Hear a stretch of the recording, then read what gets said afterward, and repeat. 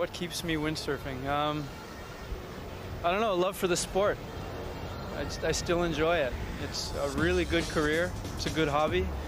It's keeps you in shape, and it's a much better alternative than a full-time job. You know, I've tried that. I work a lot within the industry with different sponsors and with my own company. And once you get a taste of the real world, you realize just how nice doing that for a living is.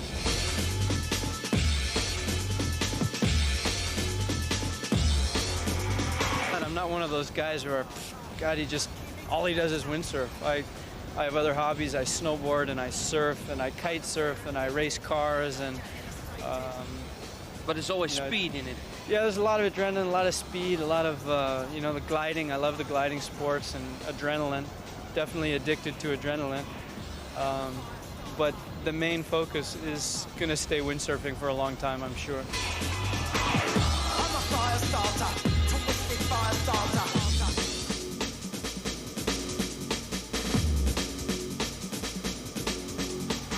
Can you explain the kick of adrenaline? What is it? How does it feel? I don't know.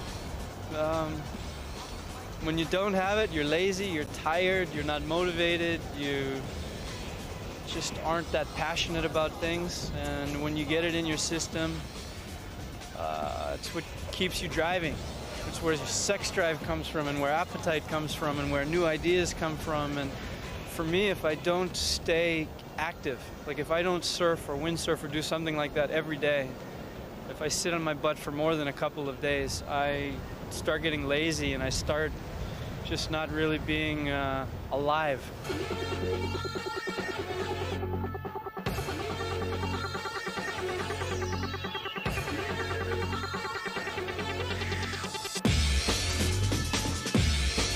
I think I'm a little bit more relaxed. I know winning isn't everything. I won a lot for a long time, and the competition was really the most important thing in my life for many, many, many, many years. And right now I realize, hey, if I'm going to compete, I want to do well. I'd like to win, if possible.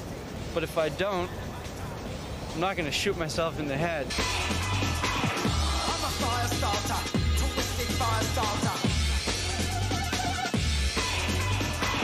Yeah, I occasionally feel a little older. I look in the mirror and like, wow, the hair is not quite as thick as it used to be.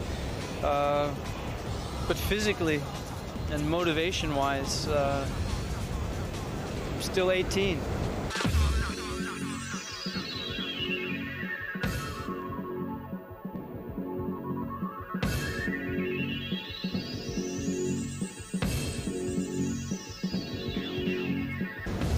I don't know if it's good or bad, but I'm probably more connected to the kids than I am their parents at this point. So I don't know if it reflects good or bad on me, but I mean, the guys that I hang out with on the tour are the young guys. I mean, not the youngest guys, but they're all at least 10 or 15 years younger than I am.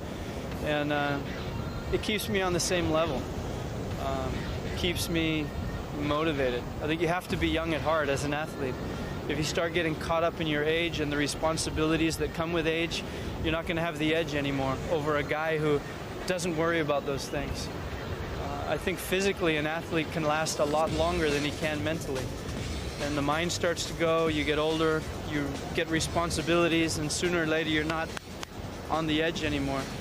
And staying young in mind, young at heart, lets you keep that edge.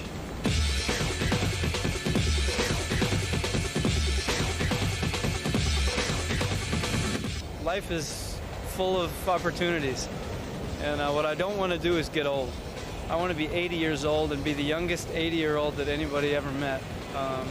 That's my goal. Being young at heart is really important, and if I can't continue to be an athlete for health reasons or whatever, motivation reasons, I'd like to carry that passion into the other things that I do in life, whether it's the windsurfing business or other things.